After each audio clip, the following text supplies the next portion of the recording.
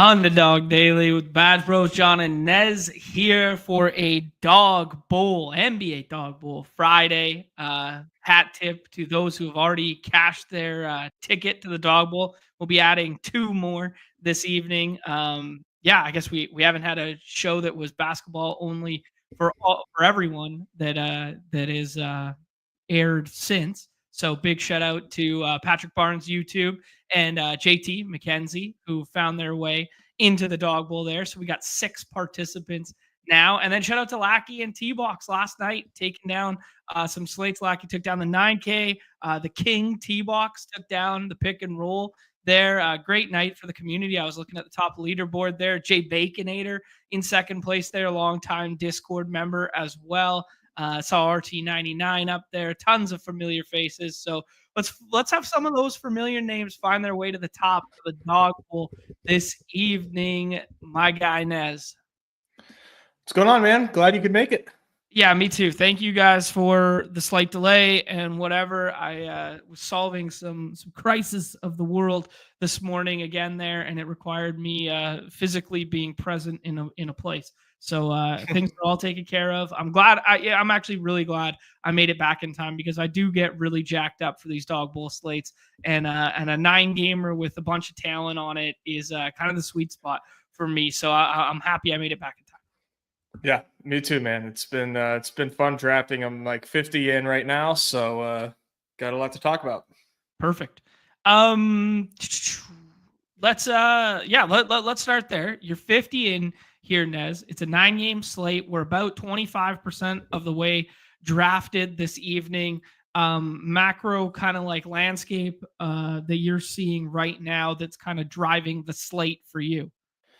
Well, I mean, like, I just think like right now things are pretty efficient, but there's a lot of like if then kind of things going on for me where like if I don't have Jokic, giving a pretty big bump to Russell Westbrook. If I don't have Cat, giving a pretty big bump to Brunson. Okay. So the like, gigantic Q tags on this slate right now is sort of the story. And then, Mark Williams. Congrats to Mark Williams finding his way into a top 20 ADP. Good for him, man. I'm sure he would be thrilled to know that he has a top 20 ADP on Underdog. I'm sure his first response to that would be, "Wow, what an honor," and not "What the fuck is a battle royale." I'm sure that would be his response. Oh man. So this Nick Richards trade that took place in the middle of the last slate there.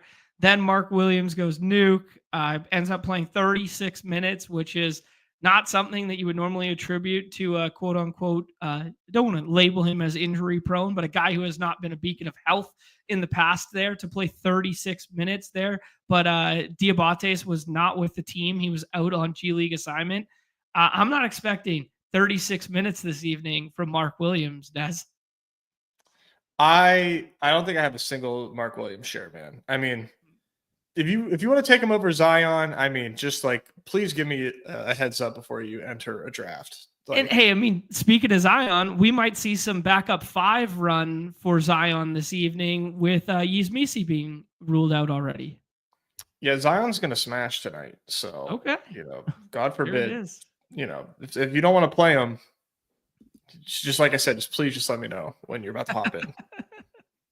Oh man, that's good stuff. All right, so that's one of your exploitative stance by the sound of it here, is that you're trying to get over on the Zion stuff now. Do you were telling me the hedge on the Q tags here. Do you have a lean on the Cat finger situation? Obviously didn't play last time out there. Do you have a lean on that one? And do you have a lean on the Joker one, who was kind of crept up in pregame warmups out of nowhere?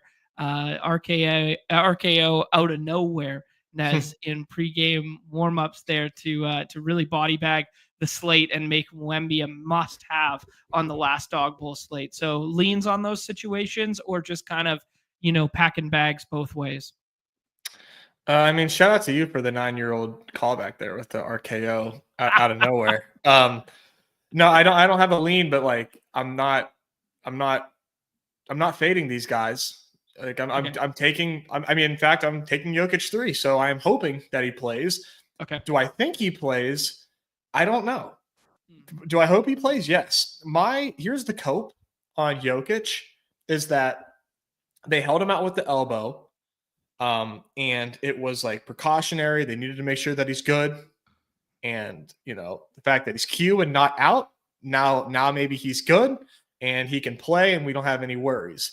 Okay. Hopefully, it's not like an elbow that's like debilitating, which like it could very easily be the case, right? Like if he was able to play, he would have played, I'm sure. So hopefully it wasn't like but my hope is that it's precautionary, and now he's playing today against Miami. That is the hope and cope there. With Cat, you just hope that he's good enough to play against his former team. They've already played once in Minnesota. But in New York, hopefully he's good to go today. That would be great for my current position. Okay, so your current position is you're hoping both of them play, but you're not ruling out the scenarios in which they're not by getting so as exploitative as to take Joker at like 1, 2, or 3, because Wemby and Giannis are in pretty nice spots this evening as well. You want to be I got Joker balanced. 3. Okay. Yeah, so you still want Wemby and Giannis in your bag. Oh, absolutely. If this is true, Nick, this is a great bit. No. This is a great bit. Oh my God, I love that so much. That would be amazing.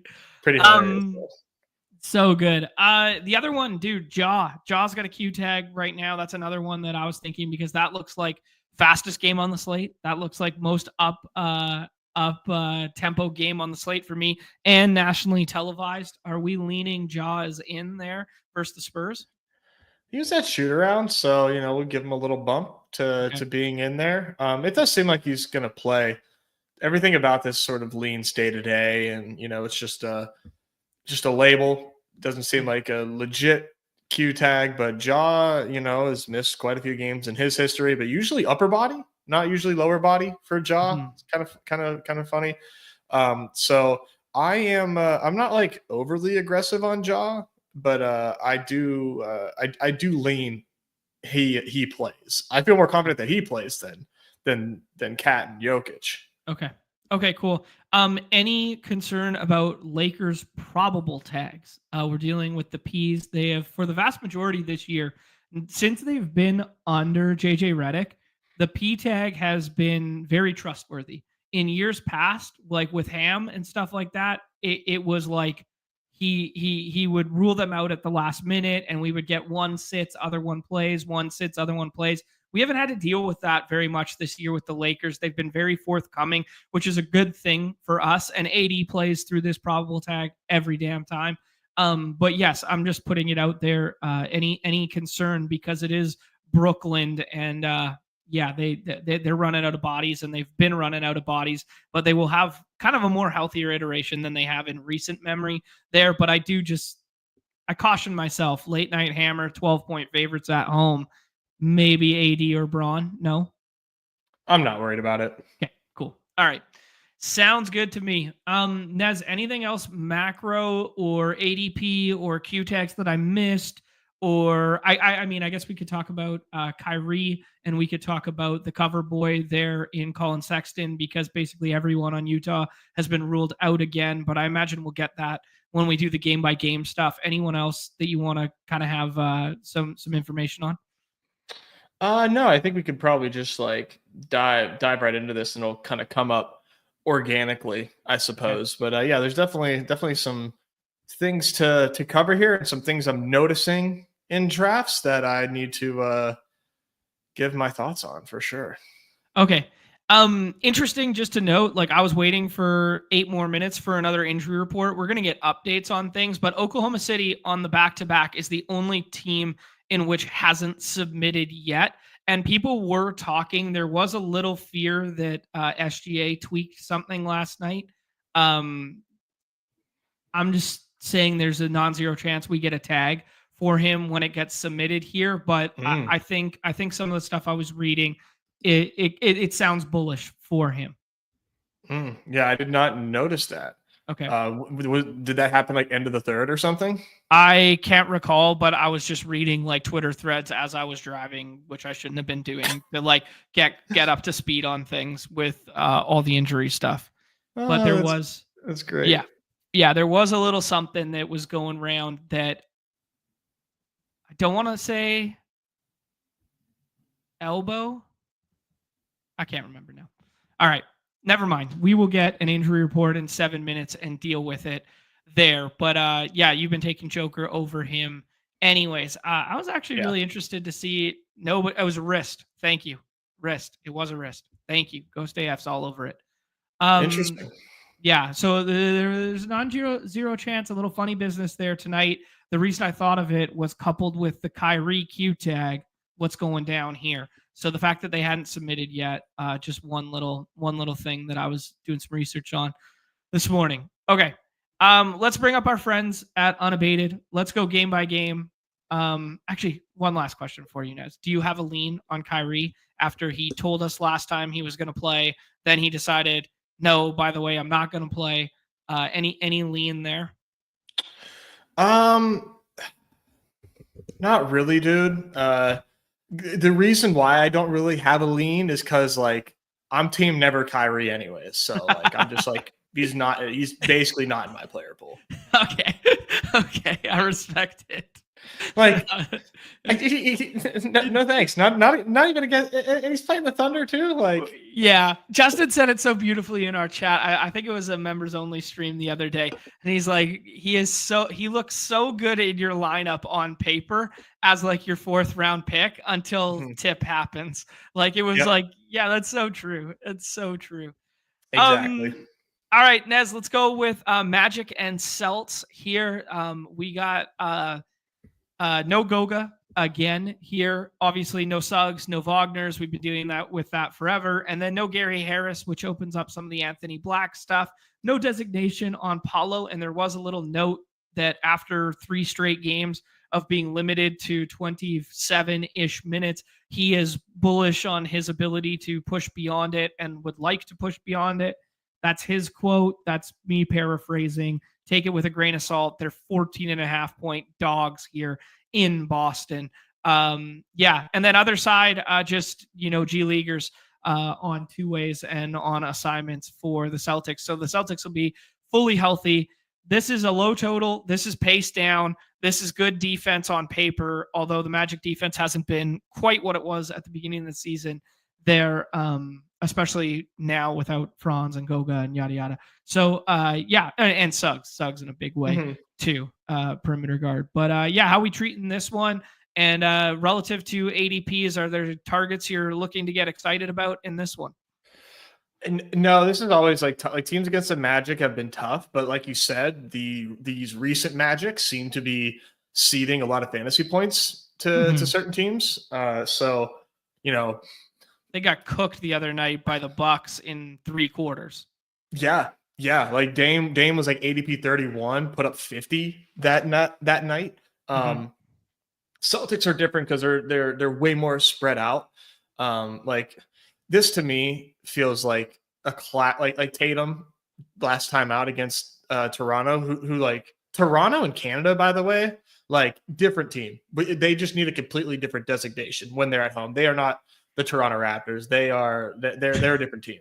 It just absurd. We still can't figure out the Raptors, dude. We still can't figure out the Raptors. We're so bullish one day. We're so mad the other day. It's pissing me off. But like they cooked the Celtics. I just like what annoys me is like I really want to say like this is like a Tatum 40 fantasy point spot, the classic Tatum 40 point spot, but we've seen the Magic get cooked by Giannis, get cooked by Dame. So I'm really struggling with this one. And like, I can't help but think that like my Jaylen Brown call was like a game too early. And this is the Jaylen Brown takeover game. But like, honestly, dude, I'm just like really basically out on most of these Celtics. Okay. I'm seeing Derek White go in the 6th round. I think that's fine because the 6th round is so bad, but I'm not doing it. I like Paolo though. ADP 20. The PRA is 35.5. We have the quote that he was ready to play more. And I just like the Celtics lately. I mean, I know they just played the Raptors at home, and the Raptors at home are a different team, but I've been saying it for a while, man. The Celtics are just like not this unstoppable force that maybe we thought when the season started. And I don't know that is caught up yet to markets and to sentiment in drafts. So I like Paolo today, man. I just think Paolo, like getting that quote, I'm very excited about him playing 30 plus minutes. I'm excited about Paolo taking over. I'm absolutely like not scared of Paolo in Boston. Okay. Respect it, dude. I mean, that 20 ADP does seem like a pretty palatable price tag, because if you bump his minutes from 28 in a projection model to 33, he'll instantly project as like a 12th, 11th, 12th best play on the slate, probably, Yeah, I feel you. Okay. Any love for Cole Anthony, Wendell Carter Jr., most likely starting at the 5, available in the 6th round, 5th round? I want to chase the Wendell Carter box score, but like also I don't. Okay. Yeah. I do, but I don't. I'm going elsewhere in the 6th round. Sure. Cole Anthony's a 5th round pick. Okay. But like, I don't know, man. I do kind of worry. Like you mentioned about Anthony Black. Like I do wonder. Like I do worry about Anthony Black, like sort of cannibalizing Cole, just because I see Cole Anthony go a lot right now. 37, 30, 36 fantasy points, 20 fantasy points. Cole Anthony just goes like where like I'm normally not taking him. So like I'm missing out a lot on Cole Anthony, but he's drafted in every single Dawg Bowl. But just before, I'm typically taking players. Okay. Any players last round consideration? You mentioned the Derek White one because it's so sparse there, but the aforementioned Anthony Black and or Jonathan Isaac for you in your player pool? Not right now, but like honestly, like think about it, because the end of the 6th is really not it right now. Like last Dawg Bowl, Keontae George early on was like available every time in the 6th round. That was beautiful. Yeah. We don't have that right now. Okay. Checks out to me. Okay. Next game on the docket here. We talked about it before.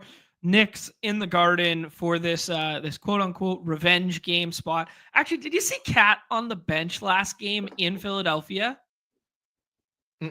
He's wearing Eagles shit. Is that a little like weird? I know the connection and I know the whatever, but like you're playing for the Knicks in Philadelphia wearing Eagles gear.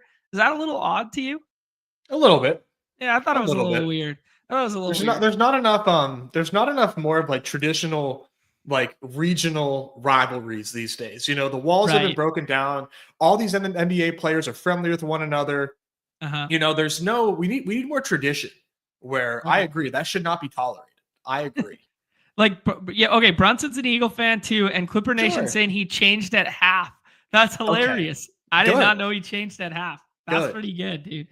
I'm old school, man. I'm a hockey guy. We need a little bit more of that, man. I think that's part of why the ratings are down, because everybody's so friendly with one another. We need a little bit more vitriol out here. Yeah, we need that. We need that. Like Kobe was the epitome of Trey Palmer meme every single game. He wouldn't be dapping you up. He woke up pissed off as a motherfucker every game. Like that was MJ. He there's no way MJ's dapping you up and hugging you at the free throw line, having a laugh with you. No, like he's talking shit about your wife as you're about to put the shot up. Like that's like, I'm old school, man. Like I'm a hockey guy, right? So like I like my dudes who are sitting out wearing suits. You got to be wearing suits when you're on the sidelines here, like that. I like this kind of shit. I'm old school, man. Yeah, I like it. All right, Des, let's talk about Knicks and T-Wolves here. There is a big injury here. Big in quotations, but Dante DiVincenzo had been playing a lot, and he's been ruled out here, which means I imagine it means Mike Conley draws back into the starting lineup here. No revenge spot for Dante DiVincenzo. And then Cat with the Q tag here. It is that same right thumb sprain that he did not play through in Philadelphia. You got to think, in the Garden versus his ex team, like you got to think he's trying a little harder to do a little up down thumb exercises in the locker room to be ready for this one, eh? Doing a couple cheat codes on the Game Boy to get ready for Konami codes. Yeah. I will say, if I don't think reading into spreads right now, like I don't think anybody's good at this right now. But if I was, I'd say 4.5 is a little light if we get a full healthy Knicks team here. I mean, this is probably middled. But I think if we get Cat in, doesn't this go to like 6.5? Like, Ant's kind of like a dog, dude. Ant's a dog in the Garden. Like, You know how there's certain guys you can paint that narrative about? Not Hallie. Like never Hallie painting that narrative. But like if there's a dude who's gonna show out for like in the garden, Ant seems like a dude like that. Trey seems like a dude like that. This to me is a middled line, and I feel like it moves more if Cat is in as opposed to Cat being out. That's that's where I'm at. That being said, I do not have I don't have like a lean on that like we already covered. But I think Ant is fine, man, but it does worry me that Connolly could be starting because like I think the correlation is pretty strong that we had these big Ant games with Connolly out of the lineup. So I agree with that. So it does sort of like give me pause on that front. That's a good because it was the point handling Ant was what we were buying into, you know? Yeah, and maybe, you know, with Connolly back in, it's, you know, they still like there's still a focus on that. I'm not sure, but it is a little scary. Oh, dude. So this game too, like I like Brunson's ADP quite a bit. Not really worried about T-Wolves defense right now and their pace. Like Brunson just like is going to get his right now, no matter what. On the Knicks side, outside of Brunson, Hart has a really rich ADP. Yeah, man, I do not have a lot of Josh Hart right now. Oh, you don't think he's going to play 78 minutes again? Of course he is. 49 minutes. He's a fantasy point per minute guy and just got 49 minutes to get home. Like a 47 crazy. PRA, I think, is his current pick'em, I believe. Or whatever the fuck that number is. Just absurd. God. What's tough for me is like I'm taking a Bull over Hart and I'm taking Zion over Hart. So like I just am not really getting there. But it's gonna suck if Cat gets rolled out and then there's Josh Hart doing his fucking thing again. The only player in the NBA. The only player in the NBA. One thing that I do want to just like get off my chest is 6-round Dawg Bowls. Very popular pick. Very popular pick is OG Anunoby. Yeah. Somebody got to talk me through that one, man. I just don't know how you are winning a seat with OG in the 6th. He is a mean projection darling every single night because of the amount of minutes he plays and the historical rates attributed to him. So every single night, you'll see it routinely in every single contest that he's on a slate. He finds his way into draftable range, just because the baseline, like that's what it is. Yeah. I do not understand it. So I'll have 0 OG. If Towns doesn't go, can we take Precious in the last round? How many minutes did he get the last time out? 30, man. He played 30, even though Sims started. I mean, I love Precious, but I don't know, man. Yeah. Yeah. Chip is adamant about Cat's not playing. Yeah, dude's like a 0.7 per minute. Yeah, exactly. He's not even a point per minute. Not even. So, yeah, it's weird. Damn, there's so much. Can you hear that? There's so much shit going on outside my fucking window. God damn. Yeah. Who in the 6th has a ceiling? Well, we'll get there. We'll progressively get there doing this game by game, and then we'll talk through some of the 6 rounds. Well, I mean, like in the 6th round, like I'm getting a lot of like Rudy Gobert. Like I know Rudy Gobert is like big man OG, but like I've seen Rudy clear 30 points like way more than I've seen OG clear 30 points. Mm-hmm. Yeah. I got to keep doing like the on and off mic shit because I have no idea what's happening. I think they might be like doing like a big fucking wrecking ball right into my window here. Justin correcting the PRA when you said 47 and a half. It's I thought it was genuinely 47 and a half. Thank you. That's funny. That's good. All right, Des, other side of that ball game there with the T-Wolves in consideration. Rudy, Nas, and Mike Connolly in the late rounds. Are you considering any of them? Do you want to get to any of those back end Wolves? I mean, 218 total, so not overly inspiring, but might just be some extra minutes to go around to a team that basically only plays 9 most of the time. Yeah, no, not really, but like one thing that I could maybe consider is Nas Reed in the 6th round. I like it, man. I like Like it. like once you get to the 6th round, dude, it is really really bad. So we've seen Nas Reed just be like consistent, and I know that like you can't just sub out DiVincenzo and insert Nas Reed and like let's shift the usage to Nas Reed. They're way different, but I do think that those minutes do have to go somewhere. So I think Nas Reed offensively can do a little bit on his own Okay. that he becomes an option. Okay. Mike Conley is going to be stone cold chalk on redacted. Is he worth drafting here, or is that just purely a salary based play? No, I'm good on that. All right. Sounds good to me. Let's jump back over to unabated here. No new news here at 11:30 my time. So what is that? 3:30. So no new news yet. 2:30. 2:30. Yeah. So no new news on that most recent injury report. So OKC still hasn't submitted. So keep an eye out.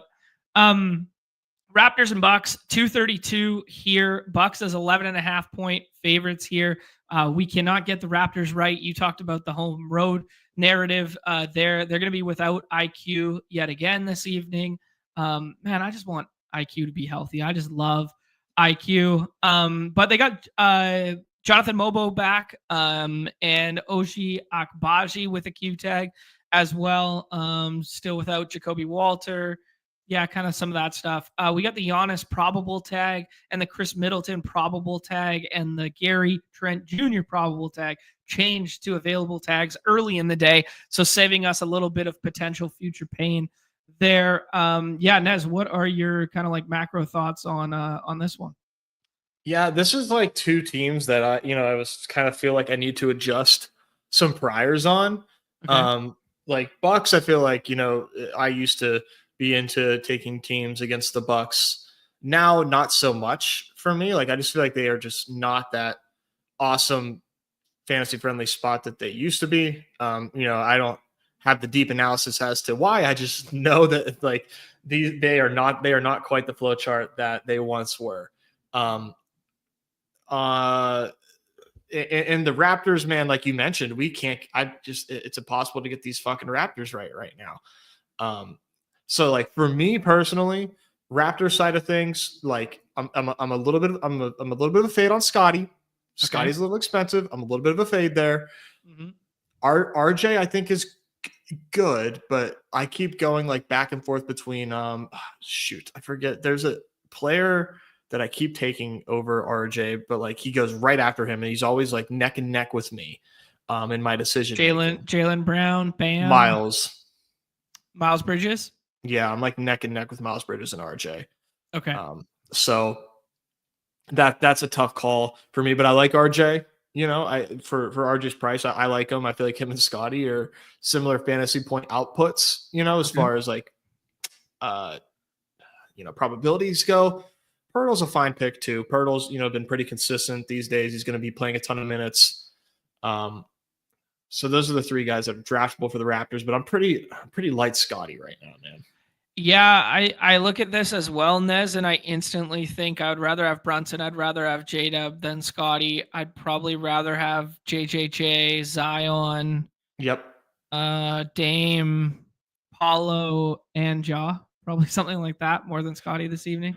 Yeah, man. I don't know what it is. Like, it's hard to like articulate, but like, I just like Scotty. I think it's like the offensive output for Scotty for me just isn't quite high enough that like I'm willing to take him there. Like I think that's a big part of these guys' ceilings. And like Scotty for me, and I don't know, I could be way off on that, but it just seems like that's the limiting factor for him being in a part of a winning lineup.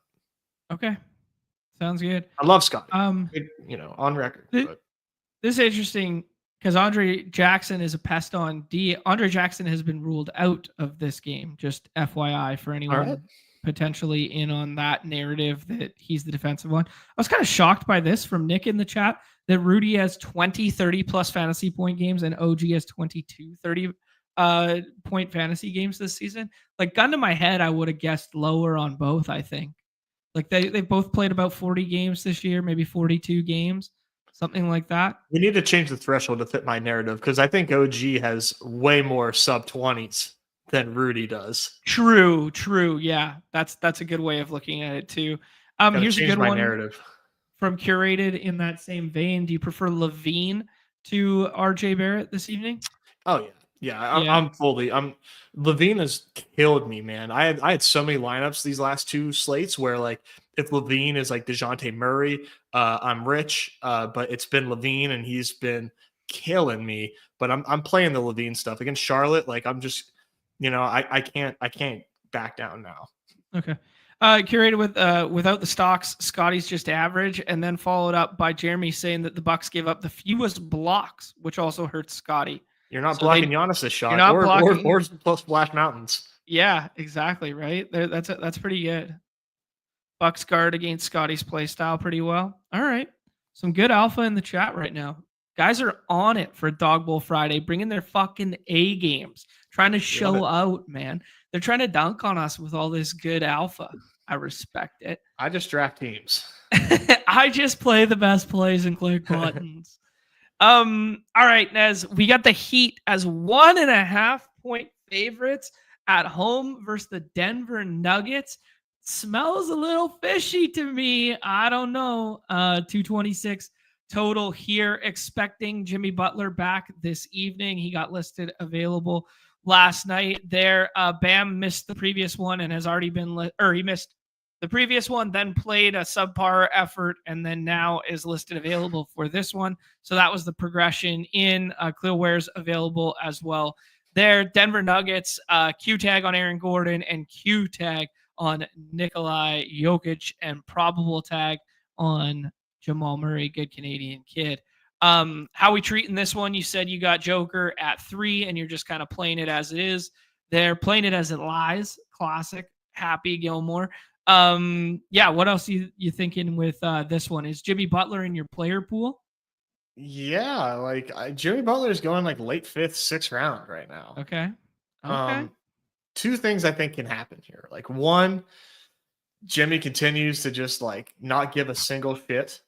Or we get like a fuck you Jimmy game, right? Where he's just like, all right, like, like you're saying all this shit about me. Like here's an absolute nuke.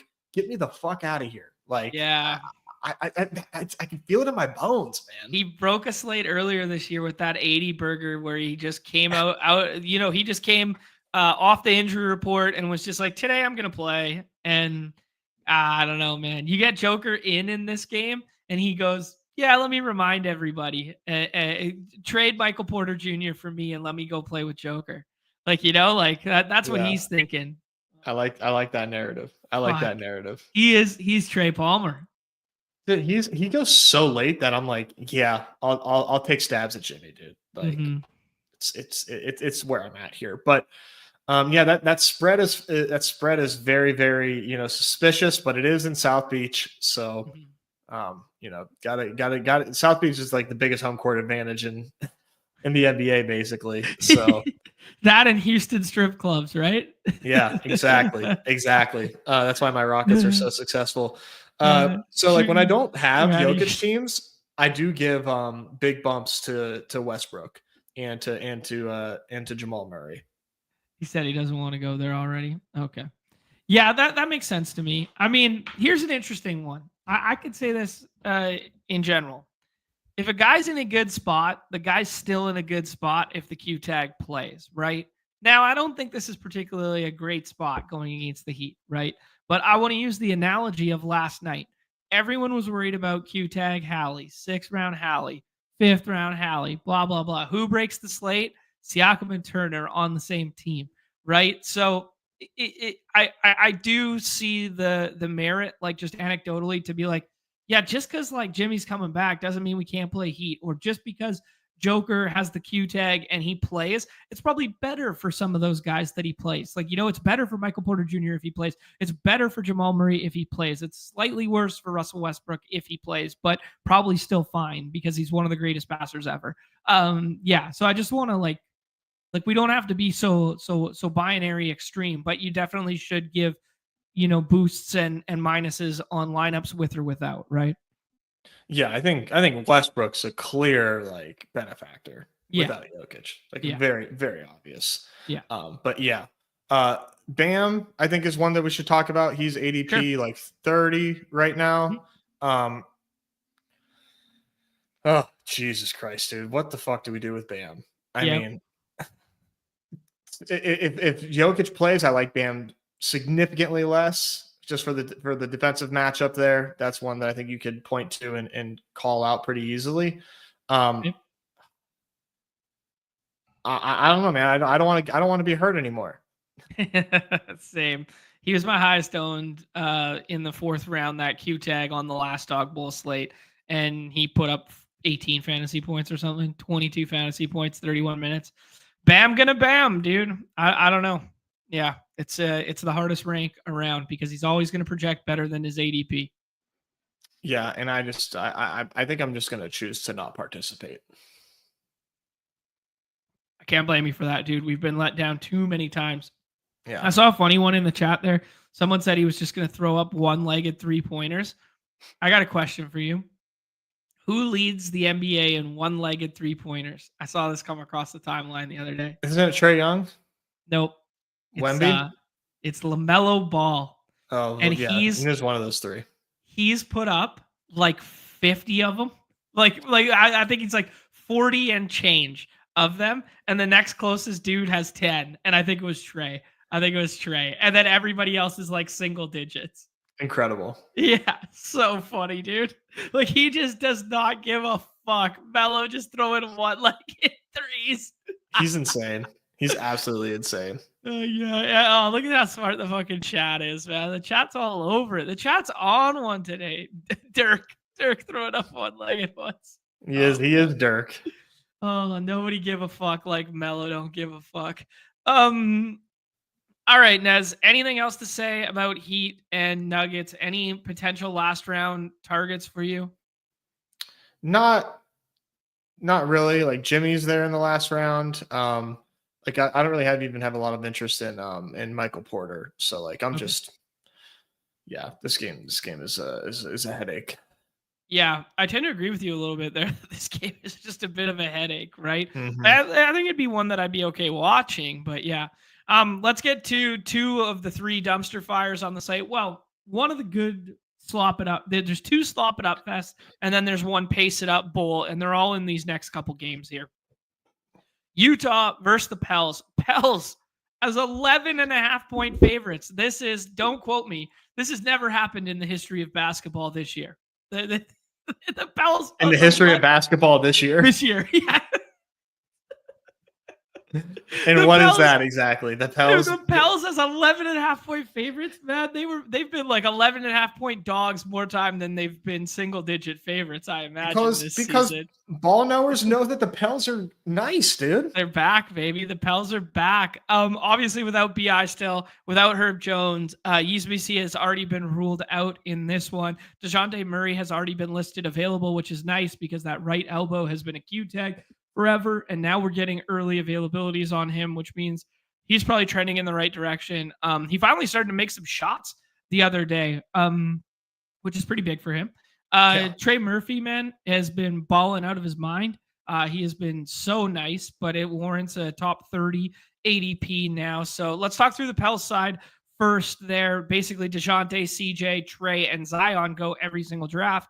Is there any love for like a potential 5? I mean, I imagine it's going to be Daniel Theis, but we've seen that experiment with the Clippers in the past. We probably don't need to go down that rabbit hole in the 6th round in Dawg Bowls. But yeah, what do you think about these guys in general relative to their price tags and anyone else you can get to on the team? No, it's just the big 4. And Zion is like player like 11 for me in ranks. Yeah, love Zion, man. Zion against the Jazz. Mm-hmm. He could play 26 minutes and get to like 50 fantasy points tonight. It's gonna be super fucking awesome. You remember those playoff series where we were doing the back and forth between the 5s, Jock Landale and Drew Eubanks for the Suns, and we were playing Drew Eubanks as the backup 5 for the Suns in those playoff contests, and he was just getting cooked. Yeah. 2 years ago, baby. That's the narrative right there. Zion getting some 5 run and just cooking Drew Eubanks. Yeah, Zion. It doesn't even matter, man. Zion's gonna cook no matter what. But yeah, and then like Trey Murphy, I love Trey Murphy. But like his last big game, like was when Zion was out. Mm-hmm. I feel like Zion being in sort of kind of he's awesome. Don't get me wrong. I mean, I think well he did put up 57 with Zion in. Yeah, that's that tough, was man. I will say that was the night that Zion played 20, right? Yeah, that was the light work night for Zion versus Chicago, I believe. Yeah, I love Trey Murphy. I just feel like I'm not getting a ton of them. So, but I love him. So it's a conundrum for me. And then CJ, I like CJ late, but he clearly is like the odd man out of these 4. Yeah, I tend to agree with you there, my friend. Let's move to the other side of the ball there because Utah is going to have a lot of minutes available in this rotation. As I mentioned earlier, they are without John Collins. They are without Jordan Clarkson. They're without Johnny Uzang. They are without Walker Kessler, Lauri Markkanen. Colin Sexton is on the cover, second greatest Summer League basketball player of all time that these beautiful blue eyes have seen in person. In my estimation there, Nez.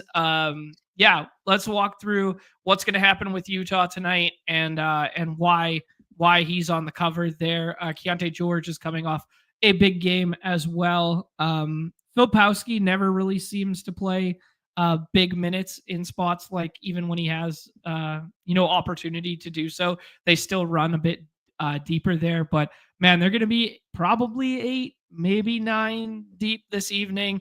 And yeah, I don't know what to do with these minutes here. Yeah, I mean, you basically said it, right? I mean, everybody's hurt, so it's the Sexton and Keontae George show. But like the last time that we had Sexton teed up to go off, like they kind of neutered his minutes and he didn't get the usage that we really liked. But this is a little bit different. He was usually sharing those games with Lauri. This time with him and Keontae, I think there's more of a chance that we see a Sexton takeover here. I really like him tonight to exceed his pick'ems right now. Okay. I like him more than Keontae. I like Keontae, but I like Sexton a little bit more tonight. Mm-hmm. And as far as other Jazz pieces go, like Eubanks is going to play a ton at the 5. And then my guy Bryce Sensabaugh, man, playing close to 30 minutes. Why I like him is like he can create his own shot. So I think there's a chance that he puts up a pretty decent score in the 6th round. Nobody is touching Bryce Sensabaugh in the 6th round. And I think it's like low key viable. I like it, dude. I mean, he came off the bench the other night. I was watching a little bit of that game, and he came off the bench and he just like instantly had 9 points in the blink of an eye. He's nice. Yeah.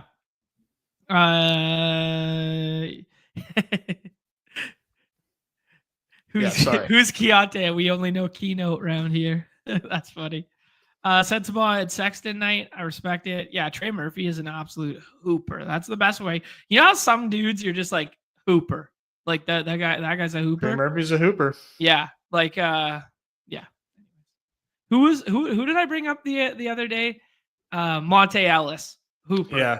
Monte Ellis is certified hooper. Yeah. Like if you could have been in an and one mixtape back in the day, hooper.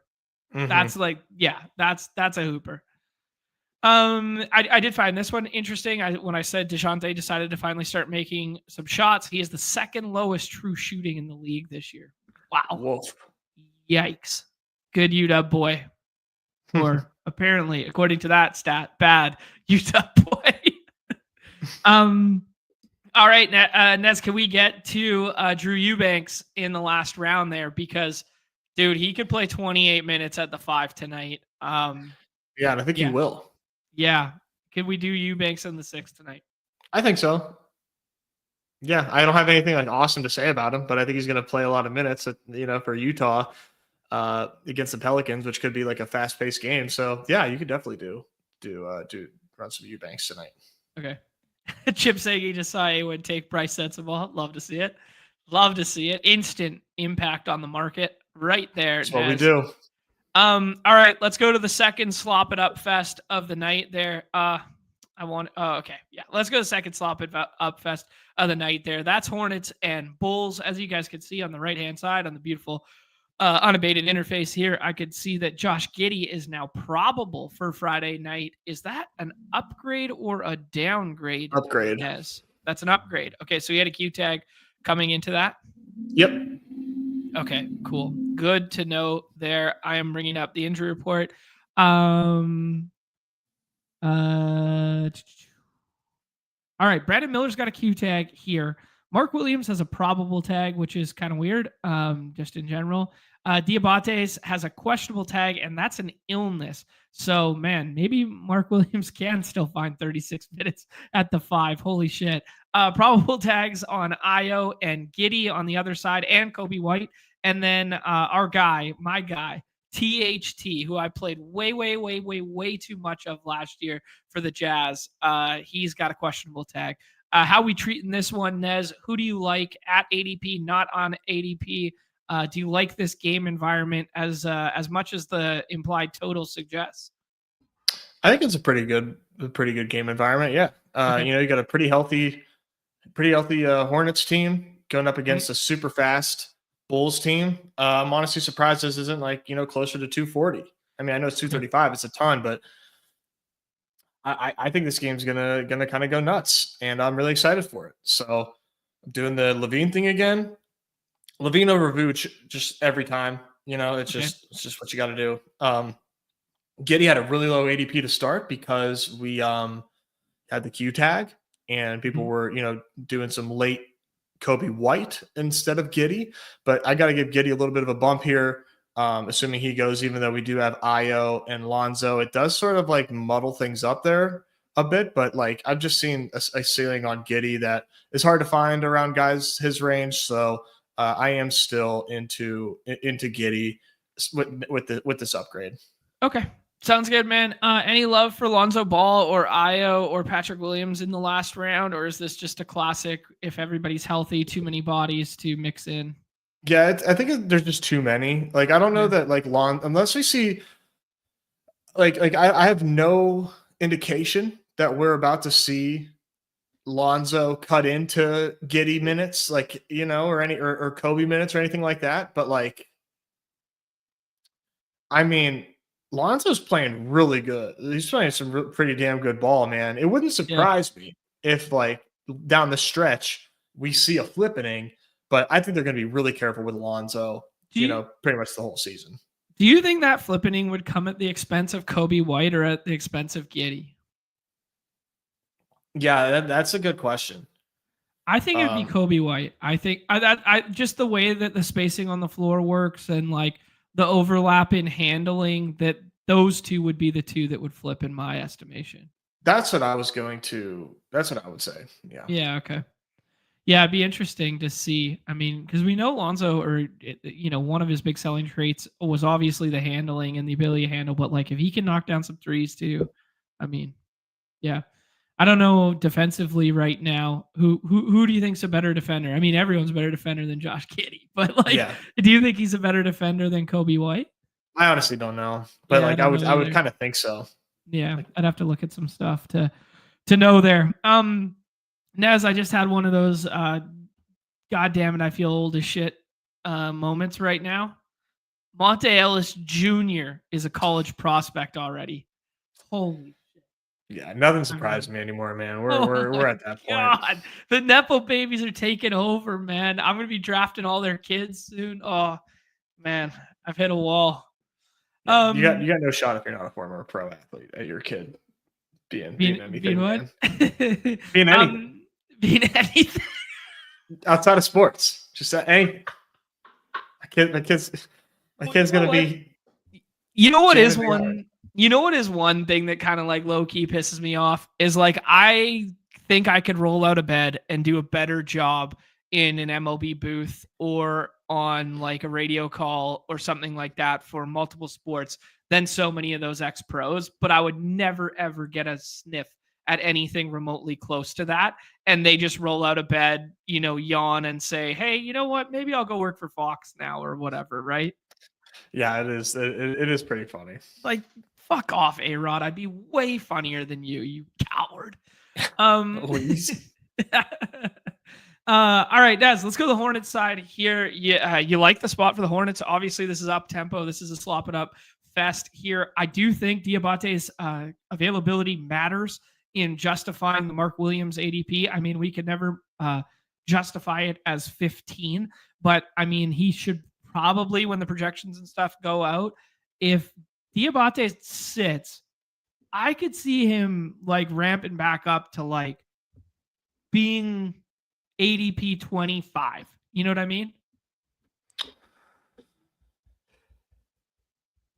Yeah, probably even like, I mean, like, but not, at this point, there's too much anchoring bias on Right. Mark You wouldn't Williams. get him. I'm just saying, where do you think he ranks in projections if they come out right now? Oh, geez. Like, if Diabate being active, Inactive. oh, probably like 22. Yeah, it's a good spot. Like, don't get me wrong. Mm-hmm. It's the spot versus Vooch. They got no backup fives that are going to run significant minutes. I'm going to look at the popcorn machine and see who ran behind him last game. Jeez, yeah, I would have no idea. I would have no guess. Yeah, that was the previous Dawg Bowl slate. Correct me if I'm wrong. The 15th. Was it that one? Yes. Versus Utah. They were losing by a bit. Like they were almost down 15 in that game when I was watching early too. Charlotte. Kind of crazy. Yeah, I wasn't paying too close attention to it. You don't say. I'm the only one who's going quad box and putting this game in it. Dude, okay. I can only watch the late games, man. While we're talking about like color commentary and like good announcers, that I could watch the Hornets lose 65 games a year happily. That guy is electric. I don't even know his name. The guy who does it with Curry's dad. He's a bit much sometimes, but he has his moments where he's so funny. You ready for comp guy to strike here? Oh boy. He's the Hawk Harrelson of the NBA. You remember Hawk Harrelson with the White Sox? What was he up to? He's retired now, but he was always like, he was the biggest homer, and he'd always say "dadgummit," and he had made up names for everything. Like if you had a broken back single up the middle, it was called like a duck snort, and he made things up. Man, he was the best. Yeah, I don't remember Hawk too much. Okay, I'm looking at some backup five run here, and Taj Gibson got in the ball game for 7 minutes. In those 7 minutes, can you guess his plus minus? -10. -17. It's 7 minutes. Wow. Holy smokes, Taj. Holy smokes. Yeah, that ain't it. So if there's no Diabates tonight, it's going to have to be Taj Gibson, which means he's basically unplayable. It is a revenge spot for Taj Gibson going against Chicago. He did get cheered into the ball game at one point. Yeah, that was cool. Last time these two teams played. Anyways, they put him in garbage time at the end. So, yeah. All right, cool. Yeah. It could be Mark Williams night again. Jeez. Maybe. I like Miles Bridges. I mean, I like all these Hornets. Okay. Brandon Miller goes super late. He has that Q tag, so he's kind of discounted, but good spot for Brandon Miller here as well. Like 5th round Brandon Miller feels really strong. Okay, cool. Yeah, I mean, straight 33, 33, 32, 31. We talked about how Brandon Miller, in our estimation, kind of plays a little bit better off of LaMelo Ball than Miles Bridges does when he's playing like the 4, that kind of deal. But yeah, okay, cool. Interesting stuff there. Good ball game to get to, but pretty condensed, basically just 4 pieces on either side, and they're priced up accordingly. No real scrolls in that game. Thunder and Mavs, reminder that the Thunder have still not submitted. Kind of interesting here. Like, just I don't anticipate Caruso on back-to-backs, which makes like a thin rotation even thinner. And then the SGA wrist situation. I mean, we're still drafting him right now, but Jalen Williams kind of fell flat on his face last night in the minutes that we were getting him. He was kind of like a 6th round guy on a short slate yesterday. Would you mix in, that's Jalen with a Y, would you mix in some Jalen Williams again this evening? And what do you think about J-Dub's current ADP? To be clear, who fell on their face? Jalen with a Y. Okay. Yeah. I mean, that was such a trap from the projections. And I still did it. It could have been Cam Whitmore. So it was, didn't really fucking matter. Two horrible swap options there. Cam Whitmore played a lot of minutes, at least. We can give us that. Pat on the back to Cam Whitmore playing more minutes than we anticipated. Yeah, that was they need Fred VanVleet. That was a little hard to watch at times, except when Jalen Green was doing his thing. J-Dub though. J-Dub. I love me some J-Dub tonight, man. Like it. J-Dub without Hartenstein is just, he's just a strong fantasy play. It just really steps up his role offensively and just in general, sets him up for more boards, more defensive, plays to be made from him. Love it. So J-Dub is going to be one of my highest drafted players tonight. No question about it. Respect it. ADP 14 as of right now. There, Nez, are you taking him like constantly over this Lillard tier? You kind of said you were taking him over Scotty Bolway there, but what do you like in this tier? Like, will you pull him up beside LeBron? Do you like him more than Ant this evening? I do like him more than Ant. I do. But it's hard to take him over Brunson. But it's a little bit of a mix and match situation for me right now. Okay. But thank God. It kind of depends. Thank God Timmy the Car is here, because I totally missed the best narrative here. Fighting over LeVar's love this evening, the Ball brothers. I'm snoozing on that one. Yeah, dude, brother. Yeah, that's a great shout. That's a great shout. We dropped the ball on that one. Yeah. Anything else on the OKC, like Jalen with a Y in the last round, but anyone else you want to get to? Like, will you get to Wallace? Will you get to Lou Dort? Anything like this to fall into minutes? I think probably Aaron Wiggins has the highest ceiling out of any like 3rd or 4th option, and he'll probably go undrafted in the last round. Nothing really for me. Okay. Just a quick shout though. It's Case and Wallace homecoming. So look out for that in Dallas. So he's Dallas. He went to high school in Dallas. So you never know, man. Maybe a little bit extra run for Kaysen. You were a Case and Wallace guy like 2 years ago. Before it was cool. You were always talking about Case and Wallace.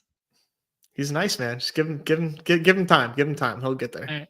We took the lower on his steals last night, and that aged. Oh, thank you, unabated. That aged beautifully. Because they won by 1 million. Yeah. There's another thing when you're looking at the box scores with last night. They did win by 1 million. So like J-Dub didn't have to do much, and he still had like 40 fantasy points there when they were 48. Up. 48 fantasy points, and they were on up 19 like on 19 points. Wow. 5 stocks. Beautiful to see. All right, Grizz and Spurs this evening here, Nez. We talk all the time about how the Grizz just run so deep, but then it kind of just only makes JJJ, and Bane playable. I like the spot for all 3 of them. We got this matchup recently, did we not? Like 2 games ago. Yeah, did we? Because JJJ played Wemby pretty well in my estimation on Tuesday, and Wemby had 10 stocks in the first half. He had 8 blocks, and then he had no more blocks and stocks the rest of the game, I believe. Yeah, I thought he was going to break the slate, and then he ended up like not, which was kind of wild. That was Dawg Bowl day, I believe. Yeah, you still needed him to win on the Dawg Bowl day there, but yeah, it's just crazy. Just crazy what he can do from a stocks side there. JJJ was going overdrafted in quotations last time out. You've astutely pointed out that the stocks are down a little bit, but just because he's trying not to foul as much, he's being like less aggressive. That was kind of like the narrative we were running with there. But yeah, this one looks pace up spot. Obviously, Memphis, the fastest team in the league there. This is 239.5. Memphis is 2.5 point road favorites there. Kind of looks like that tells me kind of like this looks like Jaws in to me there. Yeah. And then Jeremy Sohan has already been ruled out on the other side of the Spurs matchup there. So we could talk about auxiliary Spurs, I imagine. Vassal and Paul and all these guys go every single time, and nobody's touching, Stephon Castle and Harrison Barnes kind of deal. So, yeah. Yeah, this game is pretty awesome, man. Super high scoring. And we have mega discounted Ja Morant right now, who can be had at the 2-3 turn. And if Ja is in, he is probably going super close to the 1-2 turn, like very, very close to that. This game has a lot of really fun pieces to draft. On the Memphis side of things, you kind of like nailed it. It's really like 4 deep for Memphis, with JJJ, Ja, and Bane. I think the Spurs side is way more interesting to talk about in this one. Like I think the Grizzlies are all great where they go, and I think Ja's undervalued. The Spurs, I think some people talk about Steph Castle in the 6th round. He's been stepping in when Sohan is out, and he's like a stronger offensive player than Sohan is. He had a nice dunk the other night. A little bit of a shot creator there. So him, Vassal, both really strong picks. I like Chris Paul tonight as well, going really late. And of course, Wemby is my 101 tonight as well. Yep, respect it, dude, through and through there. I don't think I'll get to Julian Champagny or Keldon Johnson in this one, but or maybe even the Harrison Barnes stuff there either. But yeah, Castle and Vassell and Paul all in the later rounds seem very palatable in a pace-up game. Yeah, fully agree. Sounds good. TK, circling back on that other matchup, you talked about how you liked drafting Brendan Miller because of the Q tag and the price tag, but do you think he goes this evening? I genuinely have like no idea. Okay. Your guess is as good as mine, brother. Okay. Sick flex in the chat from Amari saying that he played AAU ball versus his brother Keaton Wallace there, who had a really nice game for Atlanta the other night. Yeah. How about that? Yeah. All right. Let's talk about the last one on the slate here. Brooklyn Nets, who, low key getting a little bit healthier because they were dealing with the back-to-backs and a whole bunch of out tags there. But Cam Johnson has the Q tag this evening. Cam Thomas is still out, and then all the usual suspects that we've been dealing with for the last little bit are out. The Watfords, the Whiteheads, the Meltons, done for the year, the Lewis, etc. But that leaves us with like a little bit more of a complete Brooklyn team than we've had in recent memory, because Ben Simmons will be in there and D'Angelo Russell will be in there as well, and Nick Claxton. So what are we doing with the Nets side of the ball in this? I would like to call it a late night hammer, but the Lakers are 11.5 point favorites with a 217 total. Yeah, this one's a little tough. Brooklyn. All the Brooklyn guys go really late, like borderline undrafted, but like I'm interested in them. Interested in D'Lo, interested in Simmons, interested in Cam Johnson. Nick Claxton is like super, super thin, but like I'm not opposed to taking him super late. So like these guys are all available in the 6th round. That has me like interested in these guys. AD top 4 pick, top 5 pick, depending on where he goes or depending on who's taking him where. Obvious like smash against Brooklyn. And then LeBron, man, I think I like LeBron more than I like Tatum tonight against Ooh, Brooklyn. I So like it. I mean, the Clippers just put 120 whatever on them and basically didn't have to play a second half. But that team was that was like quite a the bit different. Nets. That was like the Yeah. net. Like if you can believe that the Nets have a B squad, it was their B squad. That might have Like, been their C squad. yeah, I mean, that was Uh, you could tell him, you could make up a name and I'd be like, yeah, he played. And then I'm back on the Reeves stuff. I like Austin. I like Austin Reeves as okay. always. Are we drafting any more than the 3 Lakers? Because we've been really clamoring for a 4th Laker to care about for a while now. And Yeah. I mean, maybe like Max Christie or Rui in the last round. Any interest? Not for me.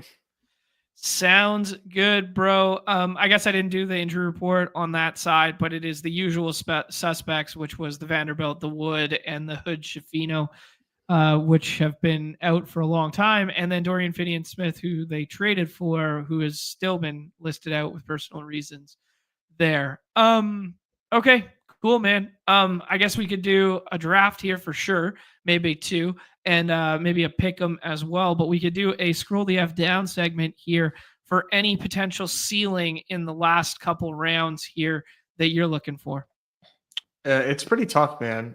Just some names to shout out that I've been thinking about. Brooke Lopez against the Raptors. Okay. Let's see here. My guy Sensabaugh against the Pelicans. I like D'Lo and Ben Simmons. Like, they're there for me every time. Who do you think starts tonight? Both of them. Interesting. Very interesting. Okay.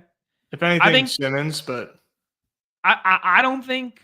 I think they go back to using the D'Lo off the bench stuff again when Simmons is in there. That's kind of been their little bit of a trend. But if Cam Johnson is out this evening, then maybe both of them can start. But they might just pull in Zaire Williams. I'm really confused on what the Nets could do this evening because I think you need bench handling and you need second unit handling, and I think that probably better suited for D'Lo's role. Yep. Yeah, I would agree with you. Who do you prefer, Simmons or D'Lo? D'Lo goes more often, but I don't know, man. I like Ben Simmons. Anytime Ben Simmons is playing, he's free. I like him. He just is pretty efficient fantasy point wise.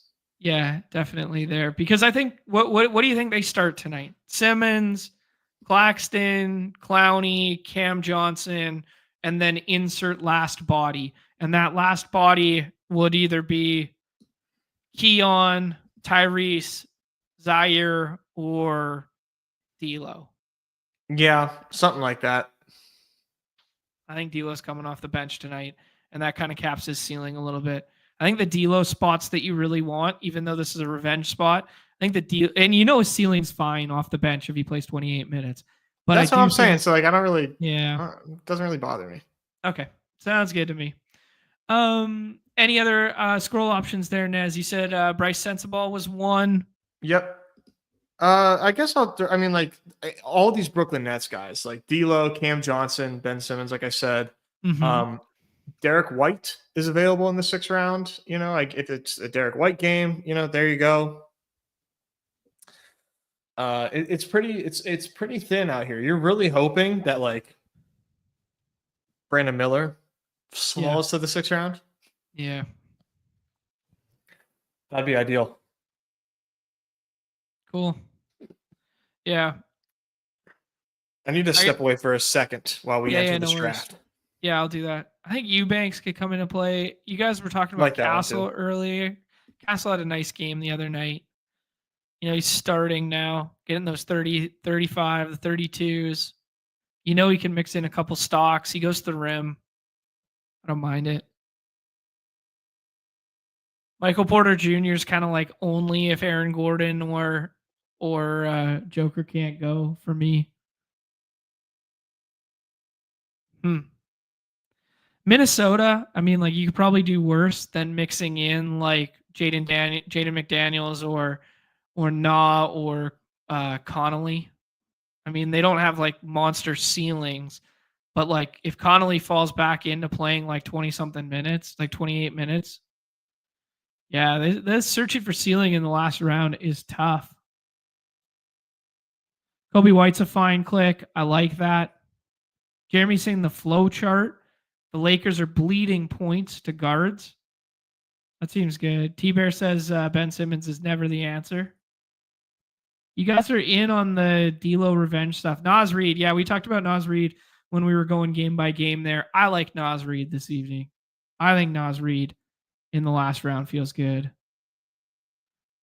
Nez protecting his place from the wrecking ball outside. This is what happens when he loses a couple slates in a row. They're coming for the house. Wrecking ball. Oh, first Dawg Bowl draft of the day. Roll the 101. Friends and family in here. We got Nick in here. We got last night's champ, Lackey, hanging out. We got the Wood, who runs that beautiful website.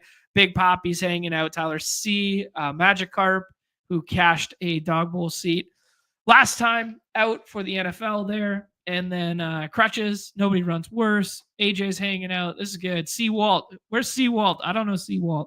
Seawalt, you in the chat? Say what up.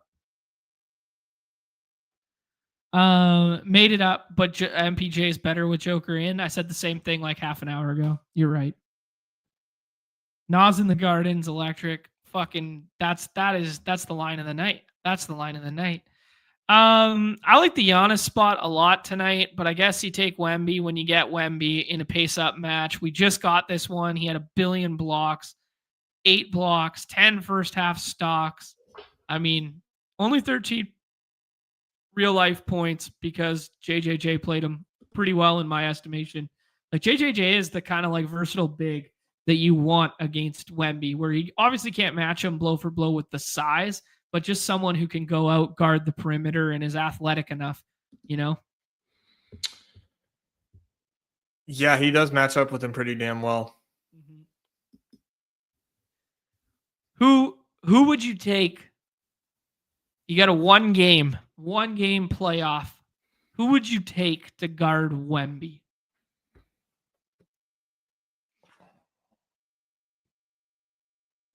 I don't know.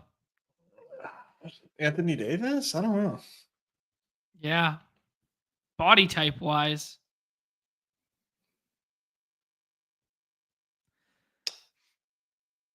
I don't know. Evan Mobley?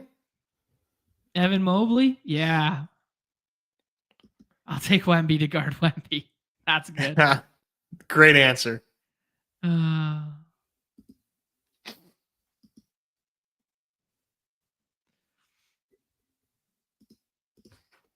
Was PG a nasty defender back in the day? Paul George? Yeah, like he got all the accolades. Everybody talked about him as if he was. Like he got all the accolades. He got the first teams and stuff like that. But like, was he? Yeah, he was a very, very good player. That's why That's why the Clippers gave up their entire franchise for him. Yeah. It's just very funny. Imagine giving up SGA now for Paul George. Yeah, I mean, how can you know, right? When you look at SGA, like, how can you know that he's going to become SGA? Like, SGA still blows my mind that he's like, as dominant as he is. He just doesn't seem like he should be so goddamn good. Yeah.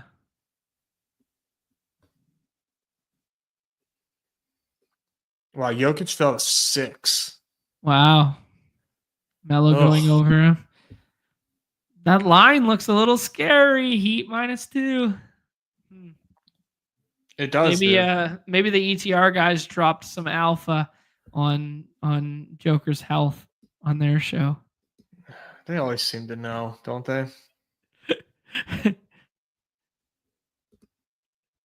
This is a great debate going on in the chat. T-Bear is just running laps around everybody. T-Bear is dunking on everyone right now. Fuck yeah, T-Bear. Give it to him. Mark Williams comes back to us here. I would throw my hat in the ring for Paulo here, and then I would probably suggest Zach LaVine. But yeah, what do you like? Yeah, I'm good with Paulo and LaVine. That's usually what I'm doing.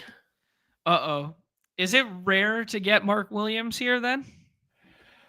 Yeah. Yeah. Should we take the worst ADP on the board? If there's any time to do it, I suppose it's now, right? With Wemby? Well, is Levine and Paulo with Wemby the chalk thus far today? No, I mean, I don't know what the chalk is. It's my chalk. Okay. All right. Let's go with it. I like it.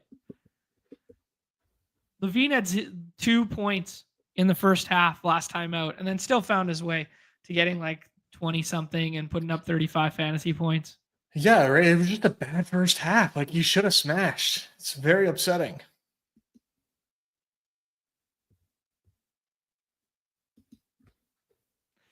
This is interesting from Hot Sauce, just talking through the dynamic of the 10 persons so far.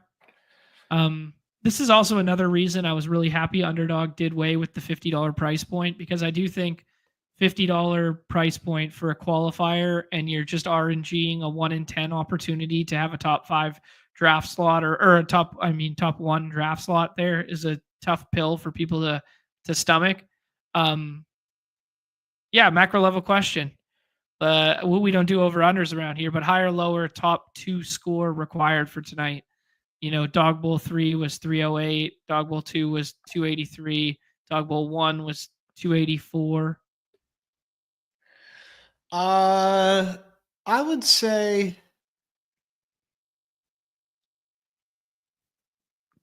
275. 275. Yeah. Today gets pretty thin. Yeah. 9 games though. Yeah, Ghost Ape is right. Davis did have me walk him through a dog bowl, and I did this exact same start. You did the show with him this morning? Yeah, and he wanted to do some dog bowl, and we did the same start. Just don't do Sensible in the 6th. That's what we did. Oh, God damn it. You're pigeonholing my builds out here, big dog. It's you and Davis going at it for... Can you imagine if I lose a 1v1 to Davis for a seat? Oh, my gosh. Would never live it down. He wouldn't even come. He wouldn't even come. He doesn't want to go play. That's what he fucking said. He said he wouldn't come? Specifically, he didn't want to hang out with Awen and Gumby. Nice. And I had to set the record straight that Awen is a great hang. Oh, Awen was so much fun. Oh, I loved Awen. Oh, dude, I loved everyone I met at the Dawg Bowl, but Awen really struck a chord with me. We had a good time. Yeah, so I had to let him know. Yeah. And apparently Underdog is doing pop-up parties this weekend for the divisional games. I didn't know. And Davis got invited, and he said he's not even going to fucking go. Or no, I think he is because it's so close to his house. Oh, for Kansas City. Okay, so they're doing pop-up parties at each of the 4 games outside I believe the stadiums or whatever. Oh, cool. That's awesome. Yeah, so he's like, I got invited. I almost didn't go. I'm like, what else fills your cup? Like, you don't enjoy a good experience on the house? Like, so funny. Nez, we could consider getting a little different here. This is hilarious. Yeah, I didn't do any ranks yet. Westbrook's there. Let's fucking do the Jimmy Butler narrative, dude. What do you think about that? Yeah, you're not going to see a lot of Jimmy with Wemby. Exactly. Nobody's going to flip the board like this. We'll do the Jimmy one. No one's going to flip the board like you ever, buddy. That's true. How about Jimmy and Vassell and or CP3? Or how about, do you like Westbrook tonight? I like Westbrook without Jokic, and I also like Gafford. Oh, Gafford's one we didn't talk through. No Lively again this evening? Correct. No Lively. He had a monster game last time out, and no Hartenstein this evening. Could also be without Kyrie. All right. Gafford, you sold me that pen. I'm so mad that I didn't play Gafford heavier last time out. It didn't matter because the story of last Dawg Bowl was Mark Williams. But like, I let the projections get to me, man. And that's normally not something I did at all before I hit this little skid. Got a little bit back on the right track last night, but like, nice. Not saying. Just like, yeah. Thank you. Yeah, a little bit of min cash there. But like Gafford, when he has to play, like, is really good for fantasy. And for whatever reason, I let the projections tell me like, oh no, you can't take Gafford. I'm like, You're right. Sorry. God forbid I have an opinion. Like, sorry, fuck Mr. me. Projection, bro. It's my Like money. what? Like what is wrong with me? Why would I ever do that? I mean, I still had good Gaffer teams, but like, yeah, and I still lost a bunch of money too. But Christ, This is why I lose in a spectacular fashion on all accord, dude. you just never have an opinion. No, I always have an opinion. I always just have the wrong one. That's why when I can live with all my losses because I just have fun. Well, if you just like vetted your opinions by me, I would tell you an immediate like stop. Because if you had an opinion on like good players, that's what this show is, dude. That's what this show is. Go with the opinions on the good players, and you're like, didn't you name like a backup big yesterday? Who was the big that who do you remember who you were talking about? I can't remember who was on the slate yesterday.